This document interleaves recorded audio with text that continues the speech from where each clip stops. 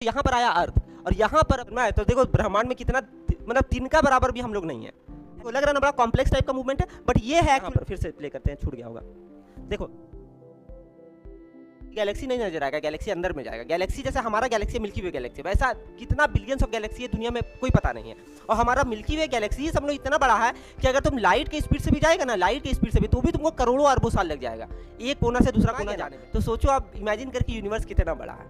अच्छा, हमारा जो गैलेक्सी है उसके सबसे सामने जो गैलेक्सी है उसको कहते हैं एंड्रोमेडा गैलेक्सी, समझ में आ गया ना। और वो गैलेक्सी और ये गैलेक्सी के बीच में इतना दूरी है, वो सबसे सामने मेरा गैलेक्सी है, ठीक है ना। इतना दूरी है कि अगर उसमें तुम जाना चाहो तो उसमें भी तुमको करोड़ों साल लग जाएगा, वो भी लाइट के स्पीड से हम बोल रहे हैं जा रहा, ठीक है ना। उसके बाद देखो अब अर्थ आएगा एकदम कितना लेट में, सोलर सिस्टम आएगा, ठीक है।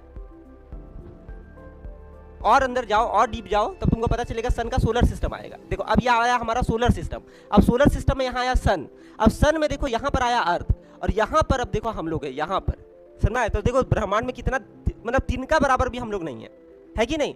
तो अप्रोच है, इसको जियोसेंट्रिक थ्योरी भी बोला जाता है, समझ गया ना।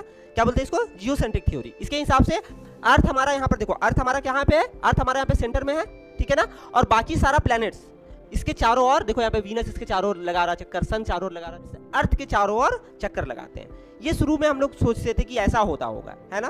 तो ये है जियोसेंट्रिक अप्रोच, समझ आ गया ना। उसके बाद देखो ये है हेलियोसेंट्रिक मॉडल, इसको हेलियोसेंट्रिक मॉडल भी कहा जाता है। अब ये मॉडल के हिसाब से यहाँ पर सन है केंद्र में और बाकी सारा प्लैनेट्स इसके चारों ओर चक्कर लगा रहे हैं, समझ आ गया ना। ये हो गया, इसको हेलियोसेंट्रिक मॉडल कहा जाता है, लिख लो एग्जाम में आता है। हेलियोसेंट्रिक मॉडल किसने दिया था, तो कॉपरनिकस ने दिया था, ठीक है। लोग ट्रेडिशनली सोचते हैं कि इस तरह से रोटेशन सॉरी इस तरह से रिवोल्यूशन होता होगा, ये हम लोग का ट्रेडिशनल सोच है अभी तक का कि इस तरह से रिवोल्यूशन हो रहा होगा, है ना। ये हम लोग ट्रेडिशनल सोचते हैं, बट एक्चुअली में तुम देखो तो कुछ इस तरह का मूवमेंट प्लैनेट्स करती है सन के चारों ओर, ये है एक्चुअल मूवमेंट, समझ में आ गया ना। देखो लग रहा है ना बड़ा कॉम्प्लेक्स टाइप का मूवमेंट है, बट ये है में कुछ फॉर्मेशन अभी नहीं हुआ, ना न्यूक्लियस फॉर्मेशन हुआ, ना एटम फॉर्मेशन हुआ, ना प्रोटॉन खोजा गया, कुछ नहीं हुआ है। सिर्फ पूरा दुनिया डार्क एनर्जी में, इसको बोला जाता है डार्क एनर्जी, ठीक है ना, इसको बोला जाता है डार्क एनर्जी, ठीक है, डार्क एनर्जी इसको बोला जाता है। तो पूरा दुनिया जो है ना वो डार्क एनर्जी के साथ संकुचित था, संकुचित मतलब कंप्रेस्ड था, और वो कंप्रेशन का नाम दिया गया है सिंगुलैरिटी। क्या दिया गया, सिंगुलैरिटी। ये हमारा था सिंगुलैरिटी, ये समझ लेते हैं हम लोग का सिंगुलैरिटी था, बहुत छोटा था यूनिवर्स में, समझ में आ गया ना।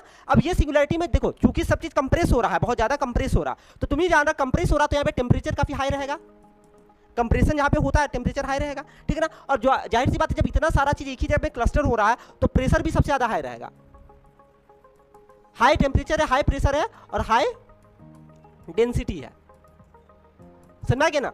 तो अब लगातार इस सिंगुलैरिटी में करोड़ों सालों तक प्रेशर लगातार लग रहा है, तो एक समय ऐसा आया कि ये सिंगुलैरिटी होल्ड नहीं कर पाया और ब्लास्ट कर जाता है। इसको बिग बैंग बुलाया था, महाविस्फोट बुलाया था। बिग बैंग कुछ नहीं है, महाविस्फोट है, समझ गया ना। ये इतना